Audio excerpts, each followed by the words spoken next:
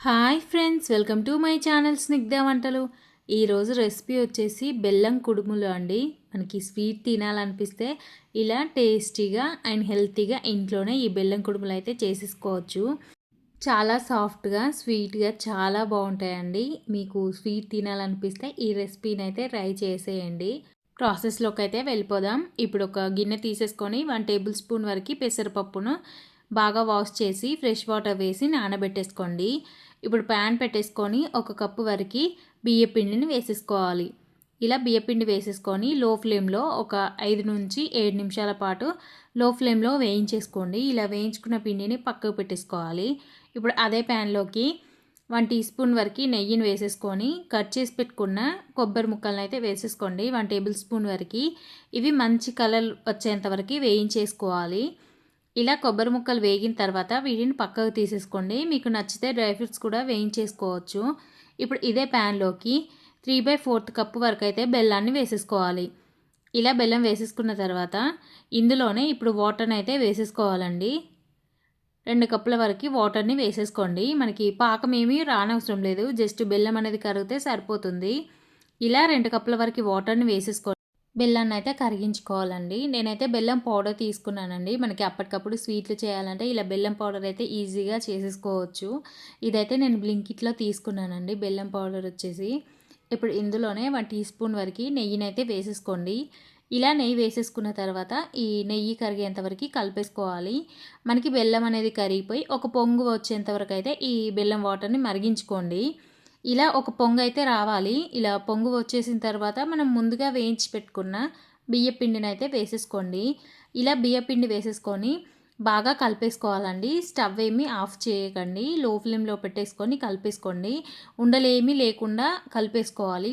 ఫాస్ట్గా మనకి వాటర్ అంతా ఇనికిపోతుంది కాబట్టి తొందరగా కలిపేసుకోండి. ఇప్పుడు ఇందులోనే మనం ముందుగా వేయించి పెట్టుకున్న ఎండు కొబ్బరి అలాగే పెసరపప్పును కూడా వేసేసుకోండి. ఇలా వేసేసుకున్న తర్వాత బాగా కలిపేసుకోవాలి. ఇది వేడిగా ఉన్నప్పుడే కలిపేసుకోండి, లేదంటే మనకి బెల్లం వాటర్ అనేది సరిపోదు. ఇలా వేడిగా ఉన్నప్పుడే బాగా కలిపేసుకోండి.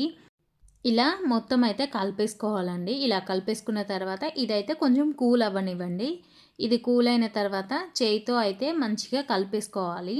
పిండినంతా సాఫ్ట్గా కలిపేసుకోండి. మనకి ఇలా సాఫ్ట్గా కలిపేసుకున్న తర్వాత ఉండల్లాగా అయితే చేసేసుకోవాలండి. మీకు నచ్చిన షేప్లో అయితే చేసేసుకోండి. నేనైతే కొన్ని రౌండ్గాను కొన్ని ఇలా క్రాక్స్ ఏమీ లేకుండా చేసేసుకోవాలండి. మనం సాఫ్ట్గా పిండి కలిపేసుకుంటే క్రాక్స్ ఏమీ రావు. ఇలా రౌండ్గా అయితే చేసేసుకుంటున్నాను. ఇలా రౌండ్గా చేసేసుకున్న తర్వాత కొన్ని కుడుముల షేప్లో అయితే చేసేసుకోవాలి. చూడండి, నేను చూపిస్తున్న ఈ విధంగా అయితే పిండిని చేసేసుకోండి. ఇలా పిండి సాఫ్ట్గా అనేసుకున్న తర్వాత జస్ట్ మనం వేళ్ళతో అయితే ఇలా గట్టిగా ప్రెస్ చేసేస్తే మనకి కుడుముల షేప్లో అయితే వచ్చేస్తాయి. ఇలాగే మొత్తం కుడుముల షేప్లో అయితే చేసేసుకుంటున్నాను. మీ దగ్గర మోదక్ షేపర్ ఉంటే దాంతో కూడా చేసేసుకోవచ్చండి. చాలా బాగుంటాయి షేప్స్ అనేది.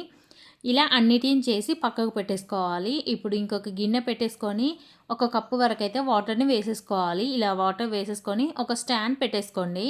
ఇప్పుడు ఇందులోనే ఇలా చిల్లులున్న ప్లేట్ని అయితే పెట్టేసుకోండి. ఇలా పెట్టేసుకున్న తర్వాత మనం చేసి పెట్టుకున్న కుడుములను అయితే పెట్టేసుకోవాలి. ఇలా అన్ని కుడుములని ఈ ప్లేట్లోకి అయితే పెట్టేసుకోండి. ఇలా పెట్టేసుకున్న తర్వాత మూత పెట్టేసుకొని లో ఫ్లేమ్లో ఒక 10 మినిట్స్ పాటు మనం స్టీమ్ చేసేసుకోవాలండి. 10 మినిట్స్కి మనకి చక్కగా స్టీమ్ అయిపోతాయి కుడుములు అనేది. చూడండి, కొంచెం షైనీగా వచ్చేస్తుంది కుడుములు కుక్ అయిన తర్వాత. చాలా టేస్టీగా ఉంటాయండి, చాలా బాగుంటాయి కుడుములు అయితే. తప్పకుండా ఒకసారి ట్రై చేయండి. మీకు నచ్చితే డ్రై ఫ్రూట్స్ వేసేసుకోండి. మధ్య మధ్యలో పంటికి తగులుతూ ఉంటాయి తింటుంటే. ఇలా కొబ్బరి వేయడం వల్ల, పెసరపప్పు వేయడం వల్ల తినేటప్పుడు చాలా టేస్టీగా ఉంటాయి. ఇదే ప్రాసెస్లో మనం రాగి కుడుములు అలాగే రవ్వ కుడుములు కూడా చేసుకోవచ్చండి. వాటితో కూడా చాలా టేస్టీగా ఉంటుంది. మీకు రెసిపీ కావాలంటే చెప్పండి, నేను పోస్ట్ చేస్తాను. ఈ వీడియో నచ్చితే లైక్ చేయండి, షేర్ చేయండి, అలాగే నా ఛానల్ని సబ్స్క్రైబ్ చేయండి. Thank you for watching Snigdha వంటలు.